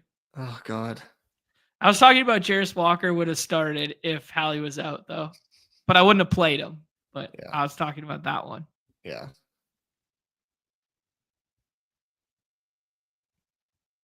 What's Crutches doing? We got to keep an eye on him. Kobe and Rudy. Yep, that's probably how I would have gone. D'Lo there. Without Kyrie, yeah. Simmons going ahead. The Wood mixing in Stephon Castle there. It's just like an interesting question of like, what do you need from your 6-rounder tonight? Hopefully, yeah, it's no more than 35. Because I fucking hate the nights when it's a have to have it guy. Right, yeah. Drew Eubanks looks like a pretty palatable click right now in the 6th, dude. Certainly. We've seen ceiling from Drew Eubanks in the past. You have. I want a slate with Drew Eubanks once upon a time. Nobody has taken my 2 players yet. Oh? Yeah, let's see. We're not taking Bryce Sensabaugh because...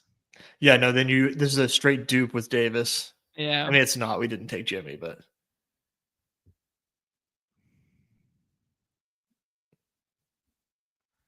I feel like everybody loves Nick Claxton until like it's the 6th round in Dawg Bowls, and now nobody likes Nick Claxton. Fuck! Nick, you son of a... I wanted Naz Reid, dude. I was going to speak it into existence.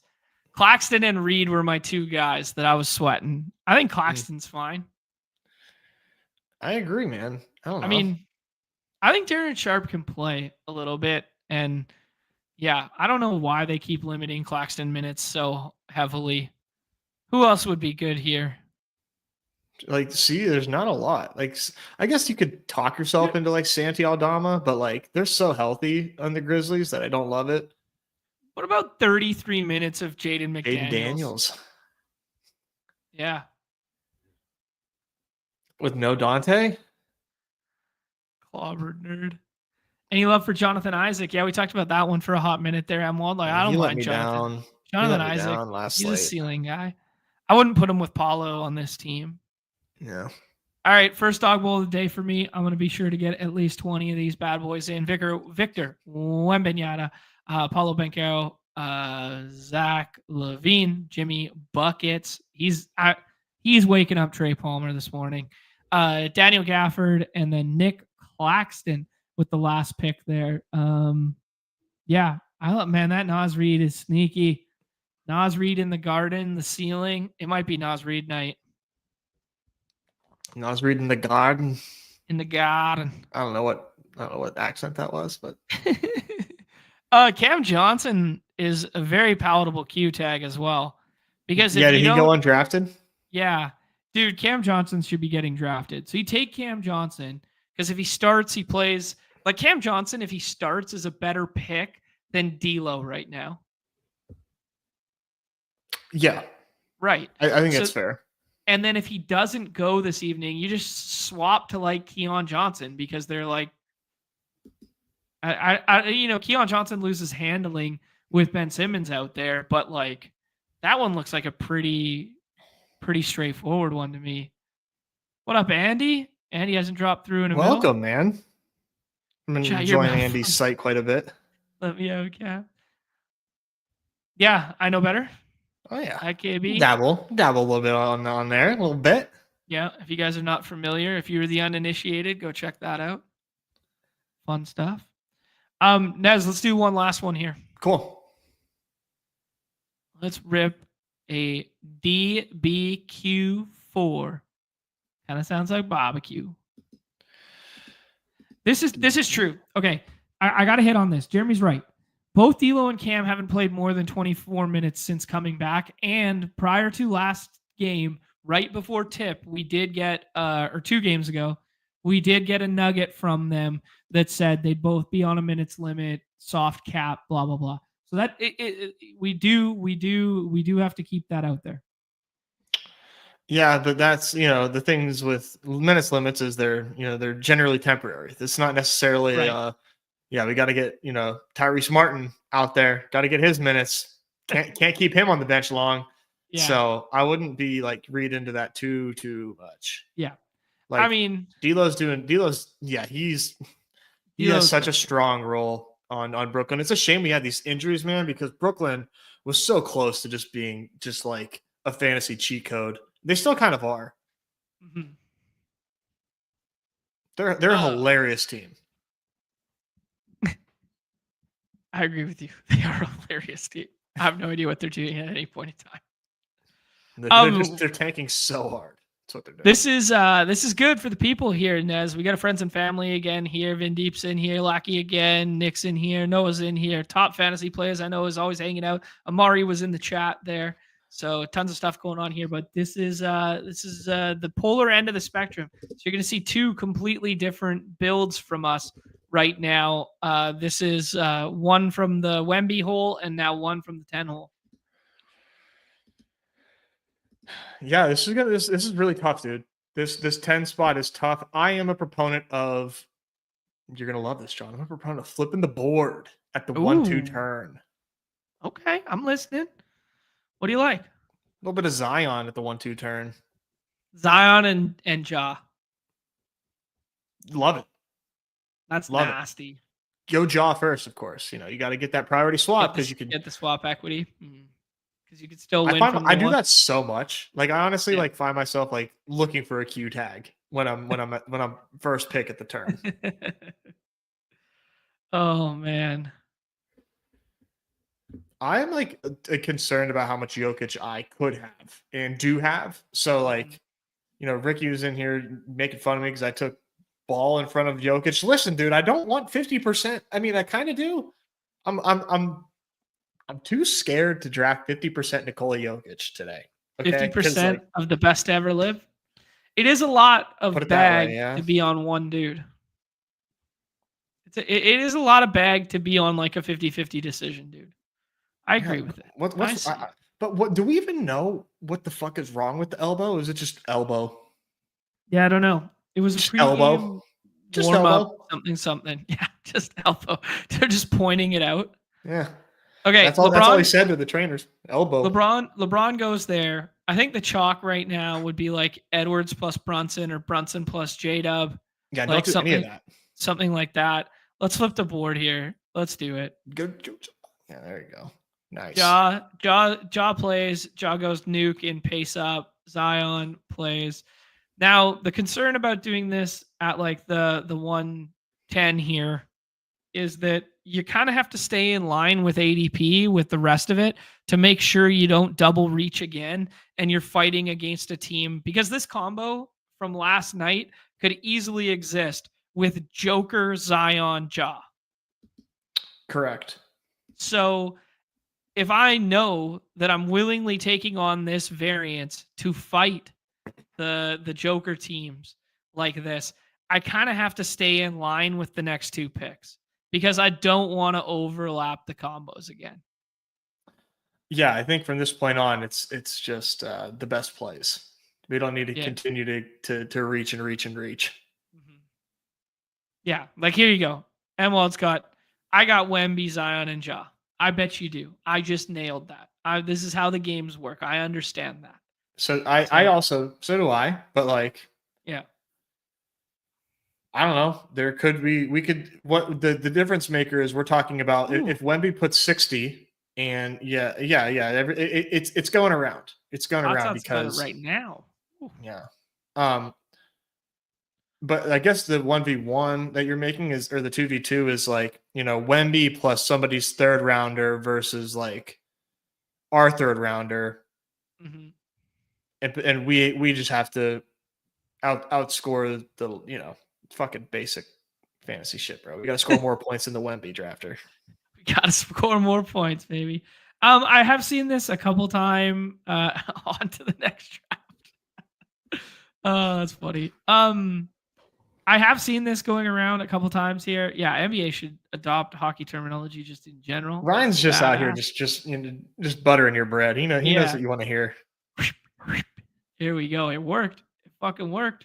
I do want to where was it?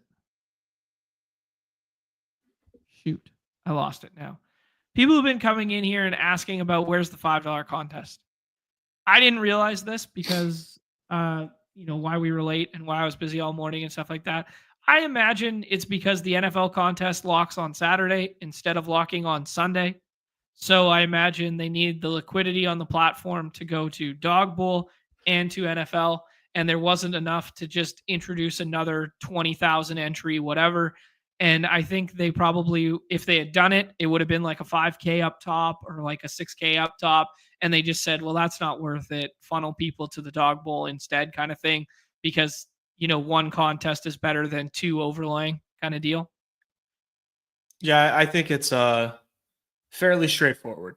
They are looking for less overlay in the Dawg Bowl. They got to try something. They're going to try this. Yeah. Zinger goes there. We could RJ falling is sick. Okay, so we could do RJ and Jaylen Brown, or is there something you prefer than that? I think I like that. Yeah, I would probably think about, of course, like Reeves. But let's do Jaylen Brown, right? Because we gotta win. You gotta get first or second, man. Yeah, let's do Jaylen Brown here. What the hell's the matter with Jaylen Brown recently? That's the question.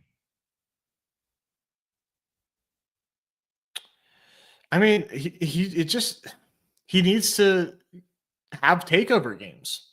Yeah. Sometimes, I mean, you see it sometimes, and it's always when you need Tatum, and then Jaylen Brown will like refuse to pass the ball. Yeah. They happen sometimes.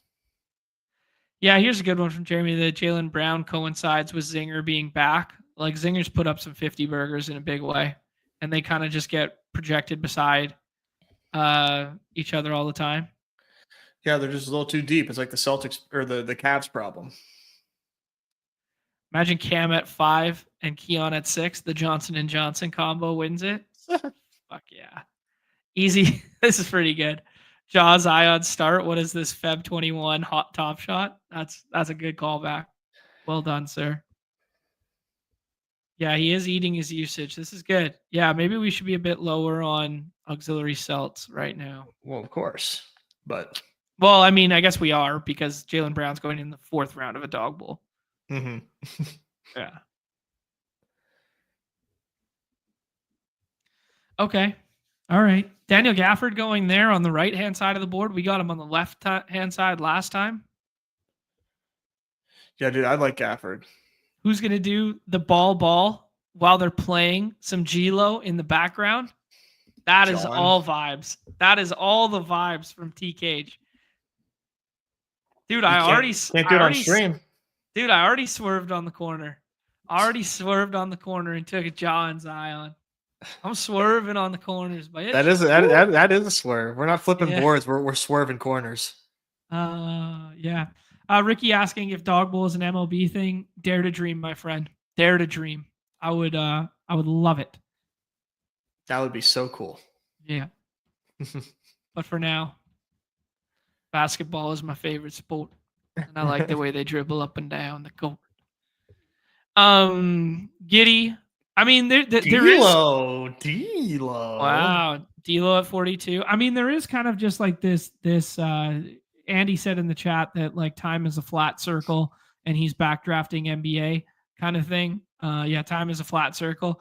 I kind of feel that with these ADPs in round 4 through 6 today. That it's just, this is a flat circle. You see the same names just in different orders over and over again, right? So yeah, I mean, I don't like. What are you gonna do? You got yeah, you got to take the best plays, man. I don't know. I don't know about that, buddy. Have you ever heard of Cam Whitmore? He almost got home last night, bro. I almost slammed Cam Whitmore points too, but I was like, something about it I didn't love. And he only got the 9. But yeah, it was a fun game though, regardless. Is it pronounced Jello? No, G-Lo. It's G-Lo. It's G-Lo. Cam Whitmore. Oh, fucking Cam Whitmore, my favorite player. He loves a shot. He loves a field goal attempt. He is exactly like me playing beer league basketball. Oh, are you the worst? Nah, I was a passer. But I was not afraid to go to the rack and not afraid to get George, John, they want you to ship. All right. Well, I mean, we flipped the board and now we're catching ADP fallers. This is in fact the alpha. Okay. How do we land this plane? And why is the answer Nas fucking Reed? Sign me up, man. Eubanks, Kobe White, Nas Reed. I think Kobe White's probably the best pick. He's probably the safest. Bryce Sensaval. Who do you like out of this group? Nas Reed, man. I mean, Kobe, actually. Kobe's a smash. Sorry. You were naming names, and I was thinking to the Eubanks and the Nas Reeds. This team is awesome, man. I'm not even joking with you, dude. This is a hell of a team. Flip the board and still build winners, guys. You don't have to come out here and go, what's Unabated telling me the answers? Is ETR telling me the answers? No, we're out here. We're fucking cooking, boys. We are cooking. John Morant, Zion Williamson, RJ Barrett, Jaylen Brown, keynote Keontae George, and Kobe White with the probable tag. Welcome to Slam Diego. See you in Slam Diego, the people are saying. I have infinity Kobe White. Seems good. Seems good. If Lonzo Ball didn't exist and his dad wasn't sitting courtside watching the Ball brothers go head to head. Is he even allowed? I don't know. Is LeVar allowed in the gym anymore? I don't know, man. I think Silver might have put like a pretty heavy slap on the wrist on that guy. Dude, LeVar just like came out of nowhere and just was like on ESPN every day. Like, just think about that. Like, this guy just like raised a couple kids, told everyone they had a reality show. They had a reality show. You know what I mean? Like, if I just woke up tomorrow, had a bunch of kids, and made a reality show, nobody would fucking watch. How did LeVar pull that shit off? Your kids have to be like basketball prodigies. But he just told everyone they were. We didn't know. And they were. True. Yeah, it's crazy how it worked out. It's crazy it worked out. Remember when everybody said Melo wouldn't translate to the league just because of the way he shot and stuff like that? Yeah, those people were dumb. Those people are idiots. They did not know much ball. The same people that said that Luka wouldn't translate to the league. They didn't think Luka would translate to the league. People said that. Yeah. True, the Kings bought it. Legit, the end of ESPN was after LeVar. I mean, Uncle John's reality show would be pretty fun. Like, if the cameras followed me around, going from rink to rink with the nephews, and then like if the cameras followed me around last weekend, it would have been pretty awesome, to be honest. It was a pretty awesome week. This is a great call out when he was on TV with Whitlock. And he said, "What are you good at?" He's like, what did he say? Something about snacks. Oh man. RP Whitlock. John's assuming his children will also be professional athletes. Oh man. Come on. If you didn't already assume that before today, I don't know who you thought John was. Well, that said something to me this morning, guys, when I was saying that like I might not make it back in time for the show and stuff like that. And I was telling him that I was really excited to play hockey in front of a crowd again for the first time in years. And he goes, yeah, who would have guessed John fucking show pony wants to play in front of people? It's the most obvious thing I've ever heard. Oh man, I actually know a girl around here that was on Big Brother. I know she actually Oh, lives. Yeah, she actually lives in a condo that I used to live in. Oh, Big Brother's a professional crazy dresser. show. Yeah, I've never really watched. I was never a reality TV guy. I always, Do you know the premise? yeah, you just all live in a house, and the last person left gets $1 million or something, and it's on Did you, camera like Truman Show did style, you like hear 20. about like the season way back in the day when 9/11 happened? Oh my god! And they didn't tell him about it, or what They happened? had they had to like sit down and tell them about it. And they didn't know if it was like real or not. Oh my god, That's dude! crazy. Oh my god, that's nuts. Could you Huh. imagine? I would Yeah, I would finding not know. out like I'd that. be, Ugh. I wouldn't know whether or not to believe him either. I'd be like, wow, this looks really real. But Right? like, Yeah. Like, is this part of the script? because the Big Brother does some crazy shit. Okay. Yeah, like that. You never know whether they're breaking the fourth wall or not, kind of deal. Yeah. They were that kind of show. Yeah, I got you. I'm from Vancouver, Justin. I'm from Vancouver. Um. All right, my man. Let's see. Um. Anything in the fucking no injury reports? Jeez. Nothing coming through on the old Apple Watch. No. Oh, yo, what? Dude, I got noties on the app, and look at my unabated screen right now. Is this real life? No. No, That's yesterday. Oh my god, that's such a troll job. Wait, when what I the fuck? clicked Wait, on why that. does it say that? Why did it say Friday? Wait, hold on. I don't know. I gotta go check the Discord now. No, I there was is tripping right nothing. there. Okay. All right. But that is weird Just that it said making Cat sure. will play Friday. And Yeah, that was weird. Ahead of time. Yeah, the most recent Discord update was Giddy probable DeJounte Murray in for Friday. And the official NBA injury report site, I will give it a refresh here. 3:30 p.m. Eastern was the most recent one. And OKC has filed. OKC has filed. So there's news, but it's exactly what we wanted. So no Q tag for SGA, nothing funny on the second night of a back-to-back. all right. So they did file. So that's important because that's something that you got to find on your own accord because they won't tweet out stuff that's just normal. Yep. Yeah. So there you go. OKC filed, Hartenstein out, Chet out, just the usual suspects, nothing funky. So no reason to be concerned about the SGA wrist. Okay.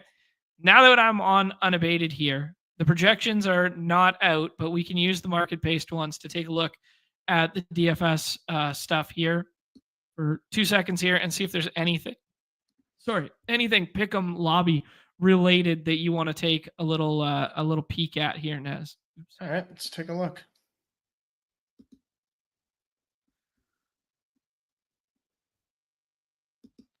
Najee Marshall lowers. That's how we get even, guys. I mean, he's an auto fade. Nah hires. Slight edge here for PRA on Nah this We evening. need Numi's blessing for that one. We do. Isaiah Joe lowers. I kind of like that after we got a clean injury report. Cam Johnson lowers. Giannis lower. That can't be right. That can't be right. It's like the probabilities thing. It's like yeah. And these are not unabated projections. They are just the projections of market. Yeah. Max Christie 3-pointer. Two threes from Max Christie starting tonight.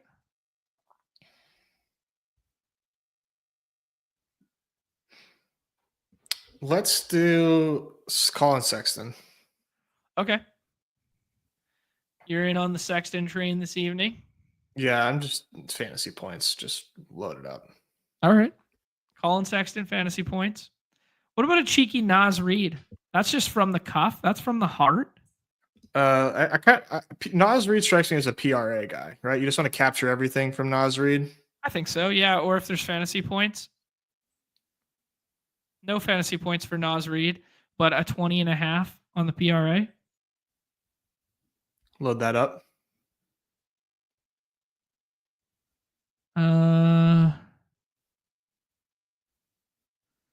Timmy asking what would cause a draft to be thrown out. Javonte Green was taken in the second of a dog bowl.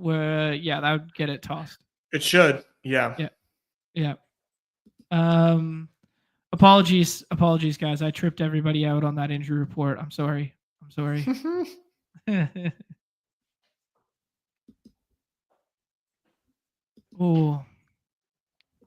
Oh, here's a good one. Big Hills guy in high school. Oh yeah. The Hills and what was the other one? Laguna Beach, dude. Yeah. Laguna Beach, where Jay Cutler married that chick too. What a beauty. Yeah, he wasn't too good to her. Oh no? I don't think so. I stopped following when she was 18 years old and I was 18 years old. Well, they got married, and when you have my wife keeps me up to date. Let's do J-Dub fantasy points. Okay. Lauren Conrad, top 5. Yes, Eggers is on it.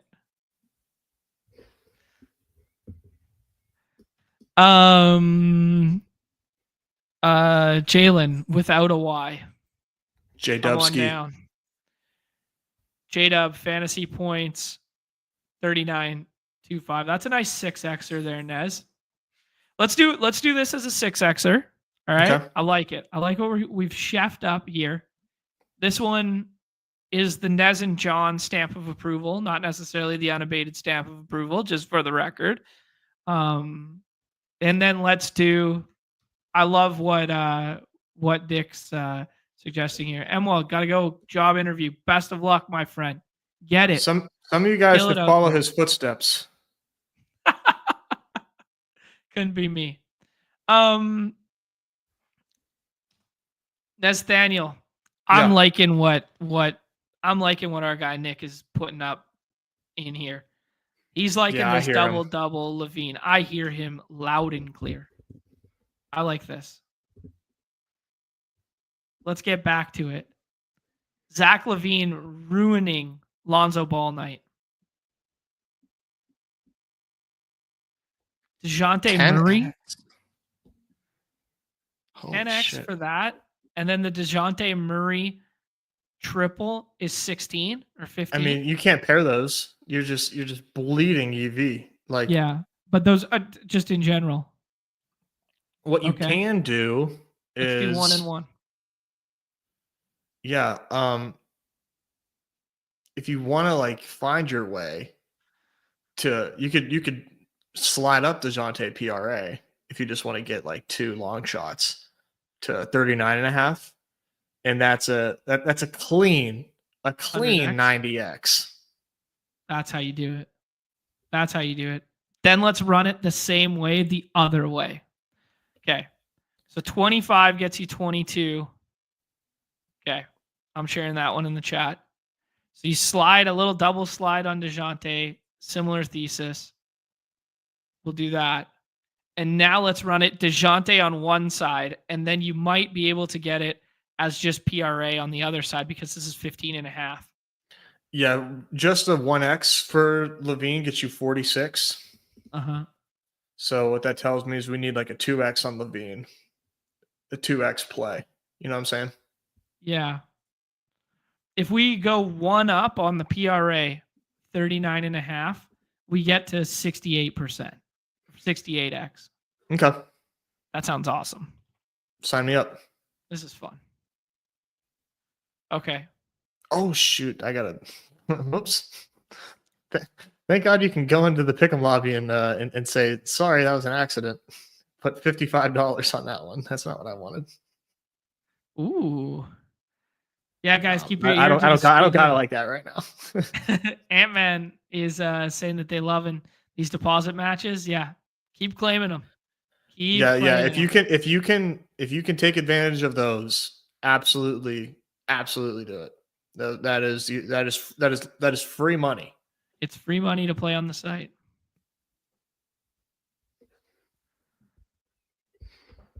All right, Ness. Any last pick'em lobby stuff that you are liking and or thinking about? I kind of like some of this nah stuff. That seems fun.